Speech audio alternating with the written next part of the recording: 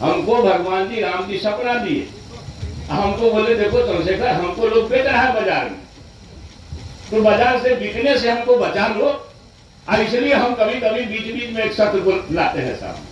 नमस्कार, आप देख रहे हैं न्यूज फॉर नेशन और मैं स्वाति पांडे आपके साथ। रामचरितमानस पर विवादित बोल बोलने वाले बिहार के शिक्षा मंत्री प्रोफेसर चंद्रशेखर के सपने में भगवान श्री राम आते हैं। उनसे कहते हैं कि मुझे बचा लो, मुझे बाजार में बिकने से बचा लो। दरअसल प्रोफेसर चंद्रशेखर बीते दिनों सुपौल पहुंचे हुए थे। सुपौल में एक कार्यक्रम में शिरकत करते हैं, उसके बाद जनसभा को संबोधित करते हुए बड़ा बयान दे देते हैं। बता दें कि दो बार प्रोफेसर चंद्रशेखर ने रामचरितमानस पर विवादित बयान दिया है। अभी हाल ही के दिनों में उन्होंने रामचरितमानस को पोटेशियम साइनाइड भी बता दिया है और अब सुपौल पहुंचकर वो कहते हैं कि मेरे सपने में प्रभु श्री राम आए थे और उन्होंने कहा मुझे ये लोग बाजार में बेच देंगे, मुझे बिकने से तुम बचा लो। इतना ही नहीं, उन्होंने ये भी कहा कि भगवान राम और पहले भगवान जो होते थे धर्म और जाति से कुपित थे। भगवान राम ने तो सबरी के जूठे बेर भी खाए, लेकिन आज उसी सबरी के बेटे को मंदिर में जाने से रोका जाता है। उसी सबरी के बेटा जब मंदिर में चला जाता है और वहां से जब वापस आता है तो इस मंदिर को गंगा जल से साफ किया जाता है, उसे धोया जाता है, उसे शुद्ध किया जाता है। तो देखिए, सुपौल पहुंचते हैं प्रोफेसर चंद्रशेखर और भगवान श्री राम को किस तरह से कहते हैं, उनके सपने में प्रभु श्री राम आते हैं, उन्हें भगवान श्री राम खुद को बचाने के लिए क्या कुछ कहते हैं, खुद कह रहे हैं प्रोफेसर चंद्रशेखर। उनकी बातों को सुनवाते हैं। हमको भगवान जी राम जी सपना दिए, हमको बोले देखो चंद्रशेखर हमको लोग बेच रहा है बाजार में, तो बाजार से बिकने से हमको बचा लो, और इसलिए हम कभी कभी बीच बीच में एक सत्र को लाते हैं साहब। मैं सही बात बोलते भाई, राम जी का संदेश है कि मनवा द्वारा बनाएगा छूट सबरी के जूठे बैर खा रहे हैं, वो समाज बना लीजिए, फिर भारत को कोई मायका लाल नहीं रोक सकता अमेरिका पछाड़ने में कामयाब होगा।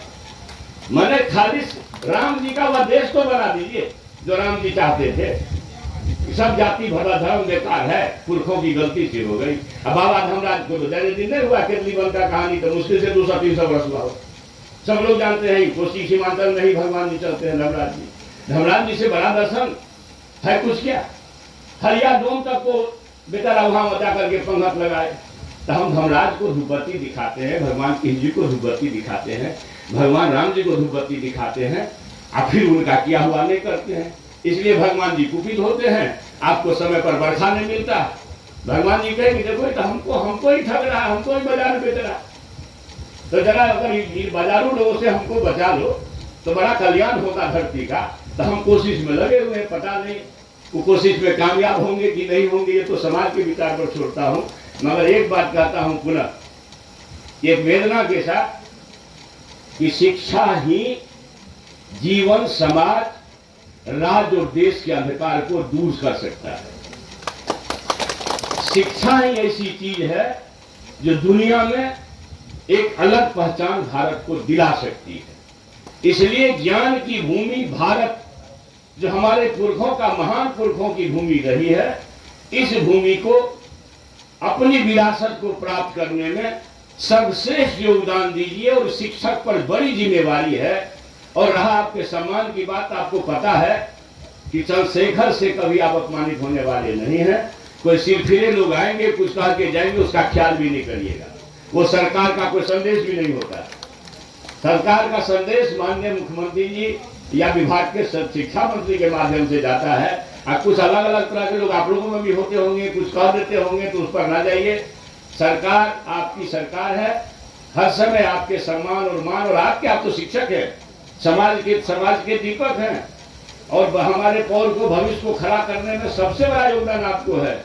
भारत भूमि को ताकतवर बनाने में आप आज सोचिए।